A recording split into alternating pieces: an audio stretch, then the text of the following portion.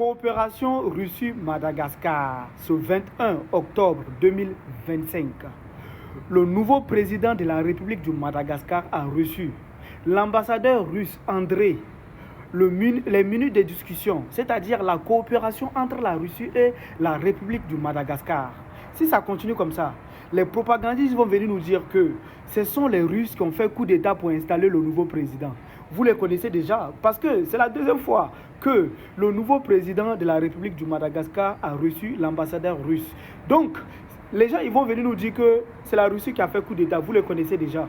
Ils ont réussi à mettre cette narrative dans la tête de certains Africains qui se retrouvent, une partie de certaines personnes qui se retrouvent de l'autre côté de la Côte d'Ivoire. Quand nous on parle, ils disent que vous êtes des propagandistes de la Russie.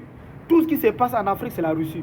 Donc, c'est tout simplement le peuple du Madagascar qui s'est levé, qui a dit non à cette soi-disant démocratie qui n'arrange pas le peuple. Parce que si on dit une personne est élue démocratiquement et qu'il ne fait pas le travail du peuple, normalement la démocratie, tu es là pour travailler pour le peuple.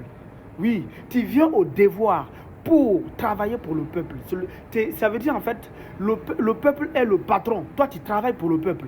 Mais s'il y en a qui viennent, ils veulent s'enrichir avec les petites familles, nous, en Afrique, on ne va plus accepter ça. Donc la famille, dites-moi ce que vous en pensez. Partagez aux propagandistes. Ils vont venir nous dire que c'est la Russie qui a fait le coup d'État. Parce que vous voyez la ligne directive. Ça commence à se dessiner. Oui, on voit un peu clair de ce qui se passe. Je n'ai pas dit qu'actuellement tout est clair d'abord. Mais on commence à voir la ligne que ça commence à prendre. Donc, on regarde. Merci beaucoup la famille. Partagez à tous mes frères et sœurs du Madagascar. La révolution est en marche. En temps de révolution, on ne joue pas. On doit serrer la ceinture.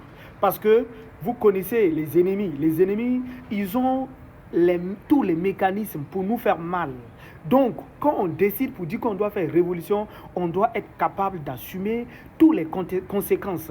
Donc, la famille, dites-moi ce que vous en pensez. Partagez aux frères et sœurs du Madagascar. Vive l'Afrique libre. Ensemble, libérons l'Afrique. Merci.